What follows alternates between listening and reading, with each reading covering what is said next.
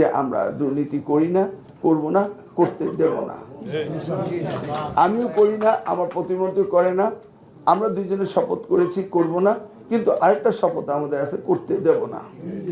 আমি বলছি আপনারা আমাকে কি উপহার দিবেন? ঠিক আছে, আপনারা সমস্যা ছাড়া কিছু দেখেন না। আপনার স্বাতন্ত্র বেতন স্কেল চাচ্ছেন, এটা কি স্বাতন্ত্র না? এটা তো কারোর সাথে মিল নেই। তাহলে অসুবিধাটা কি হলো?